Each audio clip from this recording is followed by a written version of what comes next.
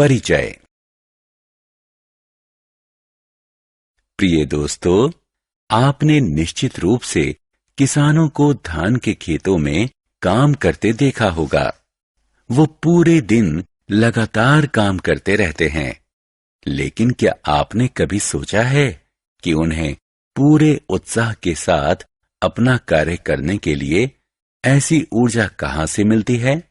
वास्तव में हमारी ही तरह वे भी यह ऊर्जा उस भोजन से प्राप्त करते हैं जो वो खाते हैं। दूसरे शब्दों में हम कह सकते हैं कि दैनिक गतिविधियों को करने के लिए हमारे शरीर हेतु भोजन ही ऊर्जा का मुख्य स्रोत है। हम अपना भोजन पौधों और पशुओं दोनों से ही प्राप्त करते हैं। प्रत्येक व्यक्ति की आवश्यकताओं को पूरा करने के लिए भोजन का उत्पादन व्यापक स्तर पर करना होता है। इस पाठ में हम फसल उत्पादन और आहार वितरण के लिए प्रबंधन पर चर्चा करेंगे। उद्देश्य। इस पाठ के अंत में आप निम्न करने में सक्षम हो जाएंगे। फसलों को मौसम के आधार पर श्रेणीबद्ध करना, जिस मौसम में वे उगती हैं। जुताई में उपयोग होने वाले औजारों को सूचीबद्ध करना। खाद और उर्वरकों के फायदों को सूचीबद्ध करना। सिंचाई की विभिन्न विधियों का वर्णन करना। खरपतवार और खरपतवारनाशी को परिभाषित करना। फसल की कटाई और संग्रहण का वर्णन करना। पशुपालन का उल्लेख करना। फसलों के प्रकार। दोस्तों, क्या आपने मूंगफली के पौधे को देखा है? क्या हम इसे फसल कह सकते हैं? नहीं, हम नहीं कह सकते। क्या आप इस वास्तविकता को जानते हैं कि जब समान प्रकार के पौधे व्यापक स्तर पर विकसित किए जाते हैं तो इसे फसल कहा जाता है। यदि आप गर्मी के मौसम में मटर का पौधा लगाना चाहते हैं तो आप ऐसा नहीं कर सकते। क्या आप इसके पीछे के कारण को जानते हैं? भारत में फसलों को उनके बढ़ने वाले मौसम के आधार पर व्यापक स्तर पर दो श्रेणियों में वर्गीकृत किया गया है, अर्थात रबी और खरीफ फसलें। रबी फसल आमतौर पर जाड़े के मौसम यानी अक्टूबर से मार्च में विकसित होती है। गेहूं, चना और मटर रबी फसल के उदाहरण हैं। खरीफ फसलों की बुआई आमतौर पर वर्षा ऋतु अर्थात जून से सितंबर के बीच की जाती है। धान, मकई, मूंगफली आदि खरीफ फसल के कुछ आम उदाहरण हैं।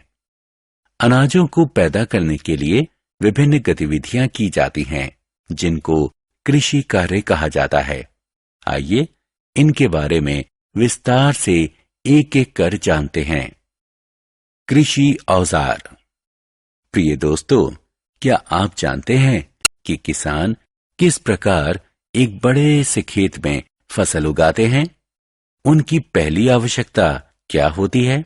सबसे पहले वे फसल उगाने के लिए मिट्टी को तैयार करते हैं। इसके लिए वे मिट्टी की खुदाई करते हैं और उसे ढीला करते हैं। मिट्टी में मौजूद रहने वाले केंचुए और सूक्ष्म कीटाणुओं को विकसित करने में ढीली मिट्टी सहायता करती है। ये जीव किसानों के मित्र भी कहे जाते हैं। ये मिट्टी में खाद को बढ़ाते हैं। मिट्टी को खोदना और ढीला करना पोषक मिट्टी को ऊपर ले आता है। ये पोषक तब पौधों द्वारा उपयोग किए जाते हैं। अब इस किसान को देखिए, ये खेत की जुताई कर रहा है। जैसा कि हम देखते हैं, ये हल लकड़ी का बना हुआ है। आइए इसकी संरचना देखते हैं। इसमें एक मजबूत त्रिकोणीय लोहे की पत्ती लगी हुई है, जिसे हल का फाल कहा जाता है, और हल का मुख्य भाग लकड़ी का बना होता है, जिसे हल शैफ्ट कहा जाता है। खेती में उपयोग किया जाने वाला एक अन्य उपकरण कुदाल है। इसका उपयोग आमतौर पर खरपतवार को निकालने और मिट्टी को ढीला करने के लिए किया जाता है। इसमें लकड़ी का एक लंबा डंडा लगा होता है और इसमें मजबूत, चौड़ी, मुड़ी हुई लोहे की प्लेट लगी होती है जो ब्लेड के समान कार्य करती है। आप में से अधिकांश ने खेतों में ट्रैक्टर जरूर देखा होगा। आजकल जुताई ट्रैक्टर द्वारा की जाती है जो मेहनत और समय दोनों की बचत करता है। बुआई। एक बार जब जुताई समाप्त हो जाती है तो अगला चरण बुआई का है। बुआई से पहले किसान उच्च फसल प्राप्त करने के लिए उच्च गुणवत्ता युक्त बीज का चयन करते हैं। क्या आपने कभी अपनी मां को किसी मर्तबान में कुछ बीज डालकर उसमें पानी डालते हुए देखा है? कुछ मिनटों के पश्चात क्या होता है? कुछ बीज तैरने लगते हैं। इसके पीछे क्या कारण है? कुछ क्षतिग्रस्त बीज पानी पर तैरने लगते हैं क्योंकि वे खोखले होते हैं, अतः हल्के हो जाते हैं। वास्तव में ये अच्छे बीज को क्षतिग्रस्त बीज से अलग करने का एक अच्छा तरीका है। आइए अब देखते हैं कि बीज की बुआई के लिए कौन कौन से उपकरण हैं। इस किसान को देखिए, इसके पास बुआई के लिए एक कीप जैसा उपकरण है। जरा गौर से देखें, यह किसान इस उपकरण के साथ क्या कर रहा है? हां, ये कीप में बीज भर रहा है, जिसके जरिए कीप के दूसरे छोर से बीज निकलकर सीधे मिट्टी में गिर रहे हैं। यह एक पारंपरिक विधि है और अत्यंत आसान है। आजकल ट्रैक्टर की सहायता से बुआई के लिए किसान आधुनिक बीज बुआई यंत्र का उपयोग कर रहे हैं। मुझे यकीन है कि आप सोच रहे होंगे कि ये आधुनिक बीज बुआई यंत्र किस प्रकार कार्य करता है। यह समान दूरी और गहराई पर बीज बोता है, जो सुनिश्चित करता है कि बुआई के बाद बीज मिट्टी से ढक गया है। यह प्रक्रिया काफी समय और मेहनत की बचत करती है। आत्म मूल्यांकन। दोस्तों, अब समय है कुछ मनोरंजन का। सही उत्तर को जानने के लिए सही या गलत के बटन पर क्लिक करें। खाद। दोस्तों, आइए अब इस पाठ के अगले महत्वपूर्ण विषय पर चलते हैं। मुझे यकीन है कि आपने निश्चित रूप से खाद शब्द कई बार सुना होगा। क्या आप जानते हैं कि ये क्या है? अच्छा, चलिए देखते हैं। खाद एक जैविक पदार्थ है जो पौधों और पशुओं के अपशिष्ट के अपघटन से प्राप्त की जाती है। इसे बनाने के लिए किसान पौधों और पशुओं के अपशिष्ट को खुले स्थान पर गड्ढों में एकत्रित करते हैं, जहां ये सूक्ष्म जीवों द्वारा अपघटित किए जाते हैं। साल दर साल बार बार फसलों की खेती के कारण मिट्टी की उर्वरक शक्ति और पोषक तत्व कम होने लगते हैं। इसलिए किसान मिट्टी के पोषक तत्वों की पूर्ति के लिए खेत में खाद डालते हैं। यह प्रक्रिया खाद डालना कहलाती है। अब जैव खाद के कुछ प्रमुख लाभ को देखते हैं। खाद मिट्टी की जल धारण क्षमता को बढ़ाती है। यह मिट्टी को भुरभुरी बनाती है, जिसके कारण गैस विनिमय आसान हो जाता है। यह मिट्टी की संरचना को विकसित करती है। यह स्वस्थ फसल के लिए अनिवार्य मित्र सूक्ष्म जीवों की संख्या भी बढ़ाती है। उर्वरक। खाद की भांति उर्वरक भी मिट्टी के खोए हुए पोषक तत्वों और खनिजों की पूर्ति के लिए उपयोग किए जाते हैं। उर्वरक ऐसे रसायन हैं जिनका उपयोग पोटेशियम, फास्फोरस और नाइट्रेट जैसे खनिजों को मिट्टी में मिलाने के लिए किया जाता है। उर्वरक फैक्ट्रियों में बनाए जाते हैं। उर्वरकों के कुछ उदाहरणों में शामिल हैं यूरिया, अमोनियम सल्फेट, पोटाश और एनपीके यानी नाइट्रोजन, फास्फोरस, पोटेशियम आदि। उर्वरकों का उपयोग फसल की उपज को बढ़ाता है। हालांकि उर्वरकों के उपयोग की कुछ हानियां भी हैं। उर्वरकों का अत्यधिक उपयोग मिट्टी को कम उपजाऊ बनाता है और ये जल प्रदूषण के स्रोत भी हैं। अब आप इस तालिका में उर्वरक और खाद में अंतर देख सकते हैं। फसल चक्रण। अब तक हमने खाद और उर्वरक तथा उनके उपयोगों के बारे में जाना। आइए अब मिट्टी के पोषक तत्वों की पूर्ति करने वाली एक अन्य विधि के बारे में जानते हैं। यह फसल चक्रण के नाम से जानी जाती है। क्या आप जानते हैं कि चावल जैसे अनाज की फसल मिट्टी में उपजाई जाती है? यह मिट्टी से अत्यधिक नाइट्रोजनी क्षार का उपयोग करती है और इसके बाद यदि अन्य अनाज की फसल उसी मिट्टी में उपजाई जाए तो मिट्टी में नाइट्रोजन की कमी हो जाती है। अतः चक्रण के द्वारा किसी फलीदार फसल को अनाज की फसल की उपज के बाद उपजाया जाना चाहिए। आपको जानकर हैरानी होगी कि कुछ बैक्टीरिया इन फलीदार पौधों की ग्रंथियों की जड़ में मौजूद होते हैं। ये रिजोबियम बैक्टीरिया के नाम से जाने जाते हैं, जो नाइट्रोजन यौगिक बनाने के लिए वायुमंडलीय नाइट्रोजन को ठीक करते हैं। जब ये नाइट्रोजन यौगिक मिट्टी में जाते हैं तो मिट्टी अधिक उपजाऊ हो जाती है। अतः फलीदार पौधों का रोपण मिट्टी को प्रचुर मात्रा में नाइट्रोजन प्रदान करता है और जब कोई अनाज इस मिट्टी में उपजाया जाता है तो अनाज उत्पादन बढ़ जाता है। आत्म मूल्यांकन। सही विकल्प पर क्लिक करें। सिंचाई और इसके स्रोत।